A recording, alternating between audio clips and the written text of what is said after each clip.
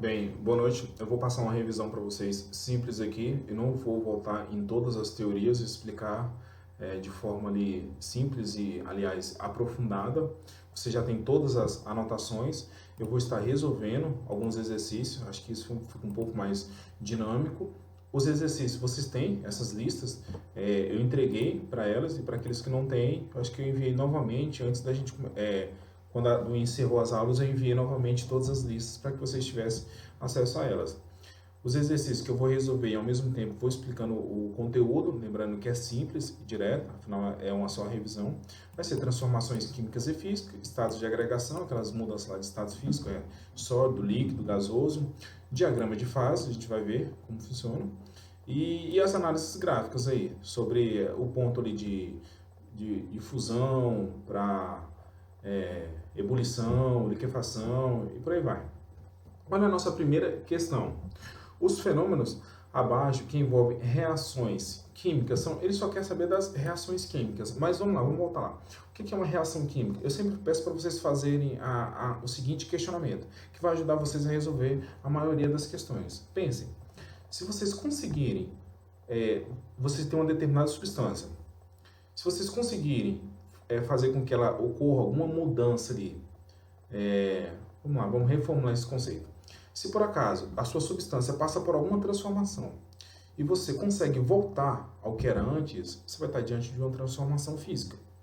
Você não alterou a identidade da substância, mas se essa sua substância passa por uma transformação e você não consegue voltar ao que era antes, aí você está diante de uma transformação química. Existem algumas exceções para essa generalização que eu coloco, por exemplo, tem reações de equilíbrio e tudo mais. Mas para vocês e para esse primeiro momento, isso é o suficiente. Veja, imagine o seguinte, a digestão de um alimento. Você vai ter a produção de outras substâncias, você vai quebrar todo esse alimento, por exemplo, no seu organismo. Será que você vai conseguir voltar a voltar da mesma forma que era antes? Não, você não vai conseguir. Você está diante de uma reação química. A queima, por exemplo, se eu pego um papel, com um pedaço de papel, eu posso exemplificar as duas transformações. Por exemplo, se eu simplesmente rasgo o papel, é uma transformação física. Por quê? Porque ele continua sendo papel. Não mudou a natureza dele, não mudou a identidade da substância, continua sendo papel ali.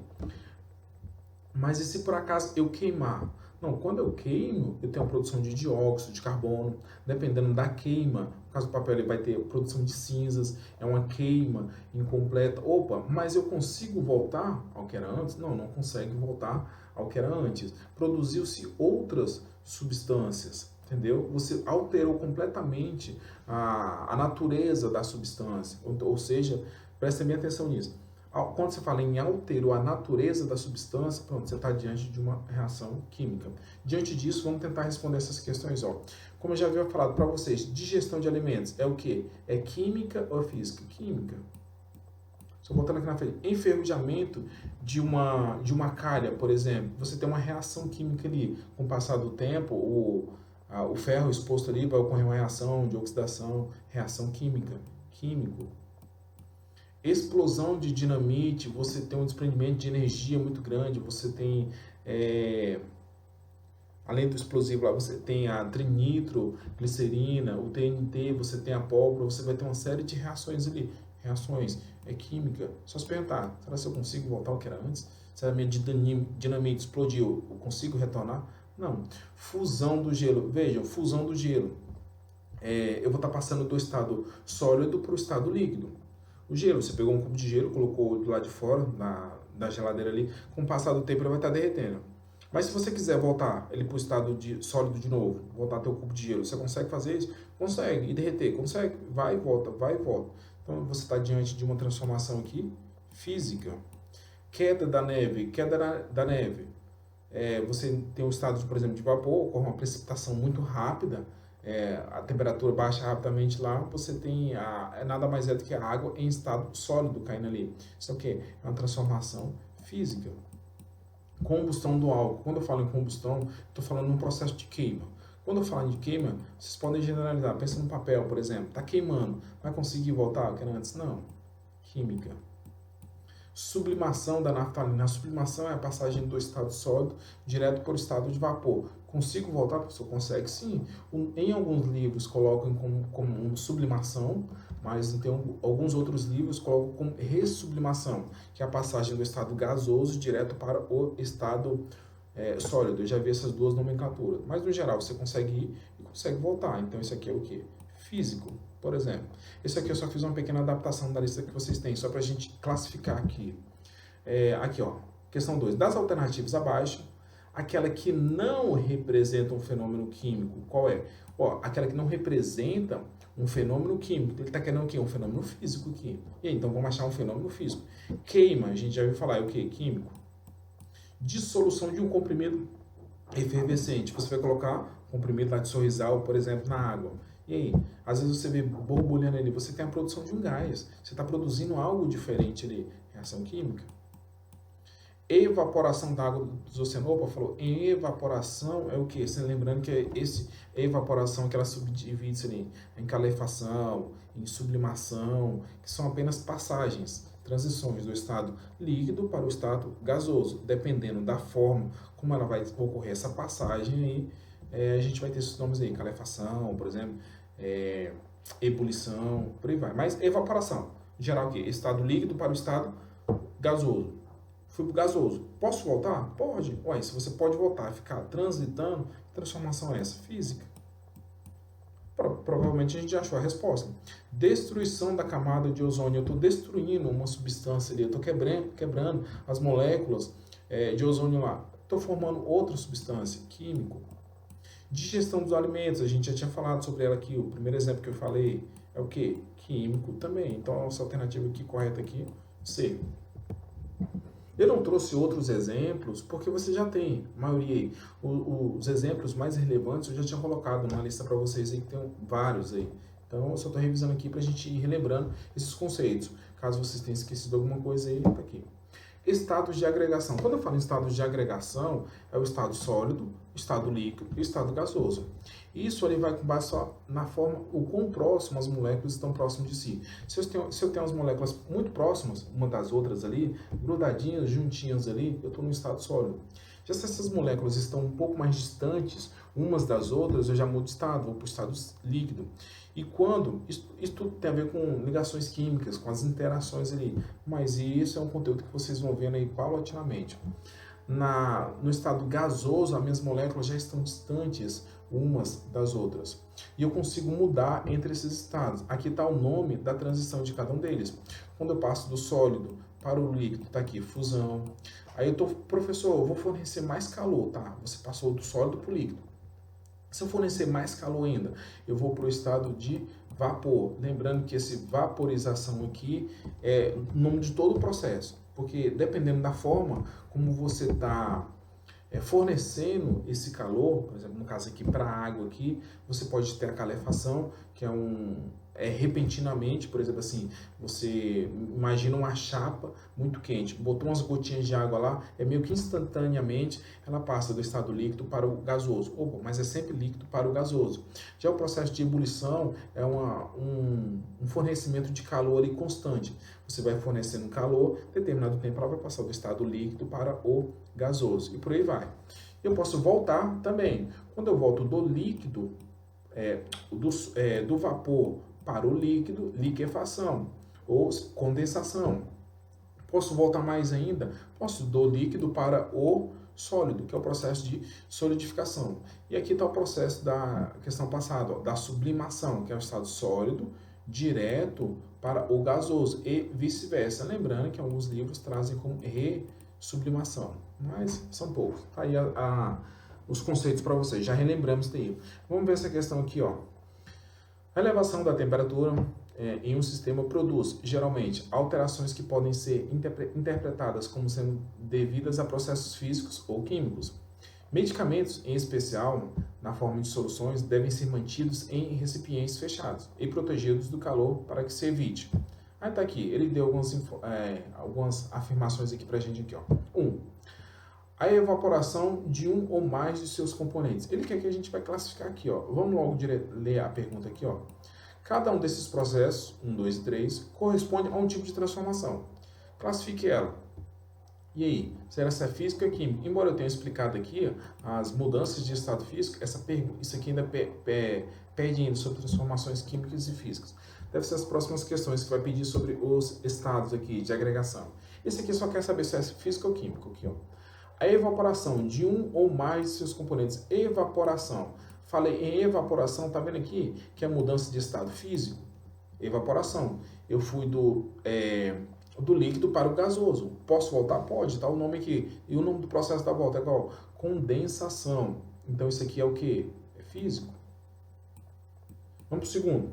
A decomposição e consequente diminuição da quantidade de composto que constitui o princípio ativo. Esse princípio ativo é aquilo lá, de fato, que na maioria de um comprimido, por exemplo, você tem farinha ali, tem trigo. Então o princípio ativo é de fato a substância que normalmente ela é em menor quantidade pequena, às vezes vocês vão numa farmácia e falar assim, miligramas, microgramas, por exemplo, de determinado. Esse aí é a quantidade do princípio ativo. É aquilo lá que de fato vai fazer sua dor de cabeça diminuir, uma dor de estômago passar, por exemplo. Está falando aqui em decomposição. Decomposição é um processo de quebra ali. Eu tenho uma substância e vou formar outra. Opa, falei em formação de substâncias diferentes. Eu estou diante de quê? De uma transformação química. E o último aí, ó. A formação de compostos indesejáveis. Daqui, ó. Já disse isso aqui, ó. Formação de compostos. Formei. Vou formar algo. É uma substância diferente. Algo que eu não tinha antes, porque eu formei. Então, isso aqui já estou diante de uma transformação química. Nem preciso ler mais. Então, qual a alternativa correta aí? Física, química, química. Física, química e química. A alternativa aqui, B. Acabou que essas mudanças de estado aqui ajudou a gente a responder a questão. A próxima. Aqui, ó. Como eu já expliquei para vocês, é porque a imagem ficou duplicada. Já expliquei as mudanças de estado. Vamos ver as alternativas aqui para a gente correlacionar aqui, ó. Uma pedra de naftalina. Naftalina são as pedrinhas que vocês colocam nos armários, às vezes eliminar algum tipo de praga, alguma coisa assim, né? Tá, só que a naftalina, se vocês observarem, aqueles que podem utilizar aí, vocês nunca vão ver ela, por exemplo, assim, onde deixar a pedrinha molhado lá, meio como se tivesse assim caído alguma gota, alguma coisa assim. Por quê? Porque ela passa do estado sólido direto para o estado de vapor. Qual o nome que a gente dá do sólido direto para o vapor? Sublimação. Vamos botar só essa aqui, ó. Sublimação. Ok, eu vou colocar mais não. Sublimação.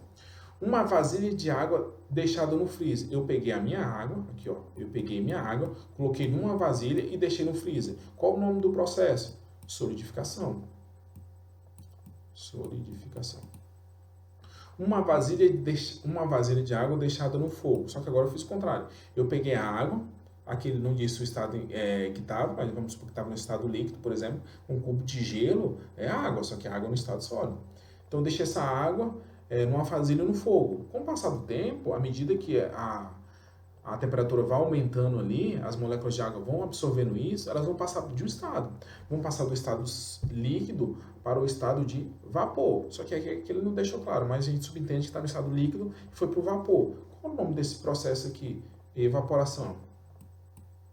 O nome do processo como um todo. Lembrando que tem essas subdivisões, calefação, ebulição, mas no geral o que? Passagem do líquido para o gasoso, evaporação.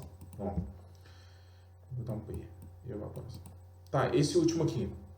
O derretimento, ó, já falei em derretimento. Eu estou do estado sólido para o estado líquido. O derretimento, às vezes não precisa, aqui, no caso aqui ele deu um pedaço de chumbo, poderia ser um cubo de gelo também, ó. Botei ele do lado de fora ali e começou a derreter. É a passagem do estado sólido para o estado líquido. Qual o nome desse processo? Sólido para o líquido. Fusão. Então, qual dessas alternativas aqui é a correta? Ó? Primeiro começa com sublimação. Então, não é essa, não é essa, não é essa. Pode ser uma dessas duas primeiras aqui, ó. Tá, a segunda é solidificação. Pronto, letra A. Só pode ser essa daqui. A outra, evaporação e fusão. Então, é a alternativa correta. Eu espero que com essa resolução novamente desse exercício e com a explicação aqui com o gráfico do lado, a gente consiga resolver todas as questões. E vocês relembrem os conceitos aí. Diagrama de fase. Vamos lá. Eu falei para vocês lá no slide passado que a gente tem uma mudança, certo? Por exemplo, assim, de fusão. Aliás, eu tenho um estado sólido, vou aquecer, vou para o estado líquido, depois continuo aquecendo, vou do estado líquido para o estado de vapor. Só que quando eu estou com uma substância pura, deixa substância pura, é só ela ali, eu consigo determinar. Essa substância, ela tem um ponto de fusão e um ponto de ebulição muito bem definidos. No caso da água aqui, por exemplo, ó, a água a 0 graus Celsius, ela vai passar do estado sólido para o estado líquido. Só que não é de imediato. Vejam que isso tem... Vou trocar essa cor aqui. Vejam que isso tem um tempo. Não é assim de imediato. Não instalar de dedo, ela passou do estado sólido para o estado líquido. Ou seja, em determinado tempo, em determinado intervalo de tempo, eu vou ter o quê? Eu vou ter os dois estados ali. Eu vou ter uma parte sólida ainda e uma parte líquida. Mas depois de determinado tempo, aqui, ó, eu vou ter o quê? Eu vou ter só líquido. Então, qual a temperatura em que a água passa do estado sólido para o estado líquido? A 0 graus Celsius. Lembrando que é a água pura. Tá, mas professor, e se eu continuar aquecendo? Se você continuar aquecendo, vai chegar um momento em que sua água ela vai passar do estado líquido para o estado de vapor. Aqui, quando é que começa essa transição? Em 100 graus Celsius. Mas não é, mais uma vez, não é de imediato. Ou seja, por um determinado intervalo de tempo, você vai ter os dois estados ali. Qual? O estado líquido e o estado de vapor. Mas, por um determinado tempo. Mas vai chegar um tempo em que toda a sua água vai estar onde? No estado de vapor. O que eu peço para vocês? Normalmente essas temperaturas vêm identificadas. Aqui, no caso, aqui é para água. Esse gráfico aqui é geral.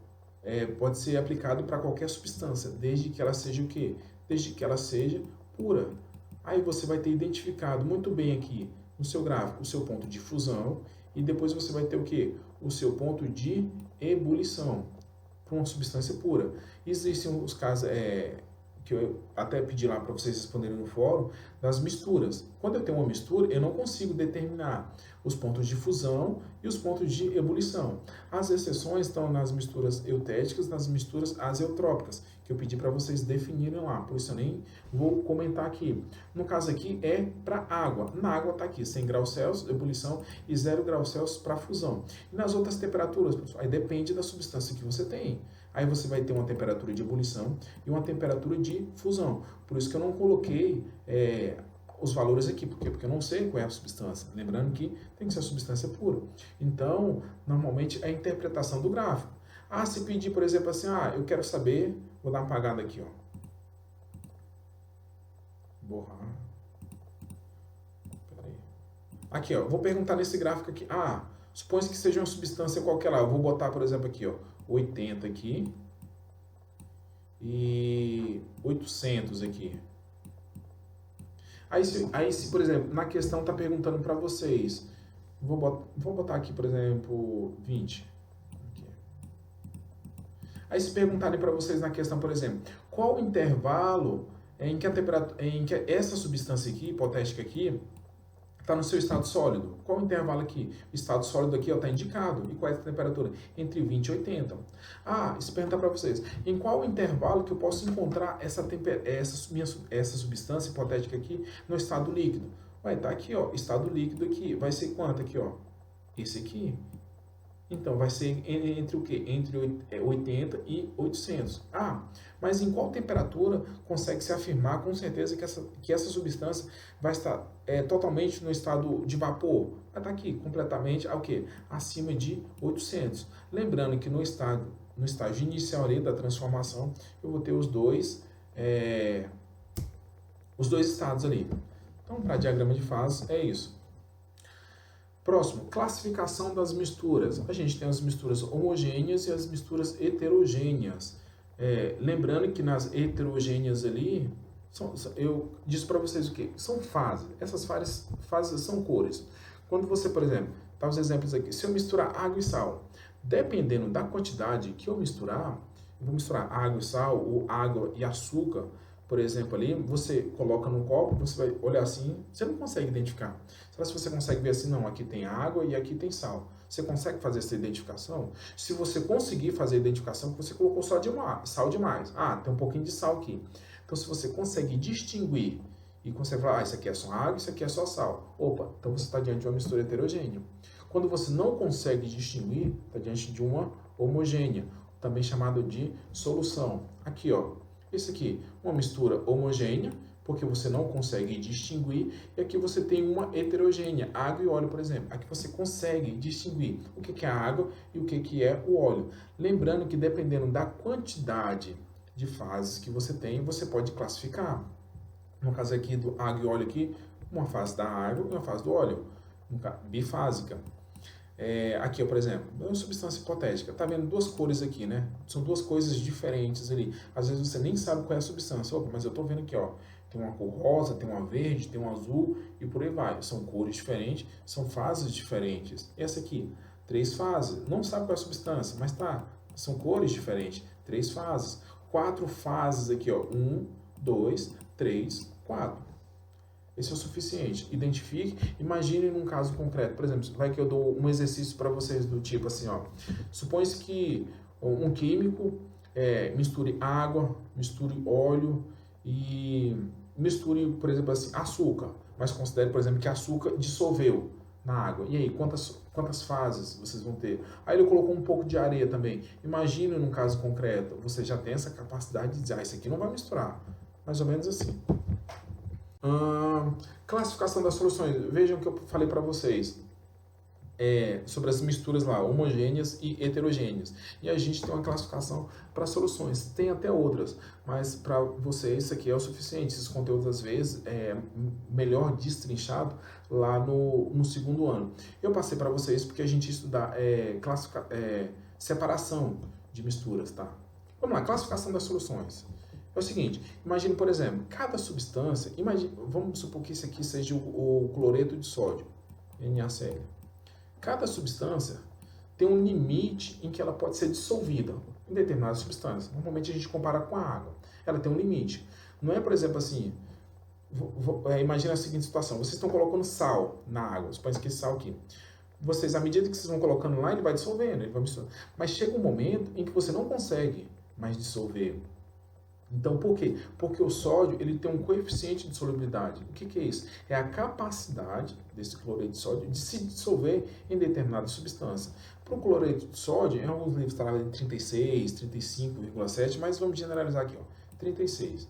Eu consigo dissolver 36 gramas desse meu NaCl em quanto de água? 100 gramas. 100 gramas.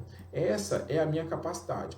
Então, olha só, prestem bem atenção nisso. Quando eu consigo dissolver essa minha capacidade máxima aqui, ou seja, eu pego exatamente 36 gramas e coloco em 100 gramas de água, imagina que seja água, exatamente, qual é a minha classificação de solução? Saturada.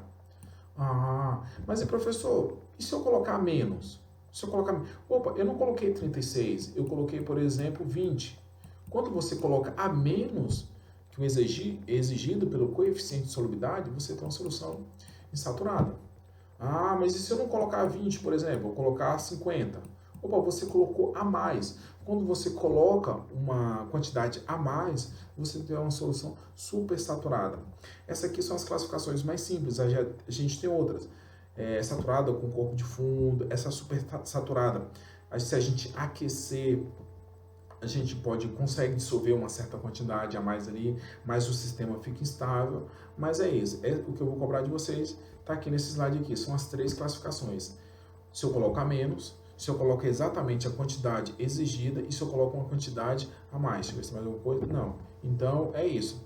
Então, eu acho que com isso vocês já têm uma noção da forma como é cobrado, vocês tiveram um startzinho aí, inicial aí, e qualquer dúvida, perguntem lá no fórum. Embora o fórum seja avaliativo, né, não, na sua resposta lá, você pode colocar alguma coisa, alguma mensagem para mim que eu vou estar olhando. Até mais.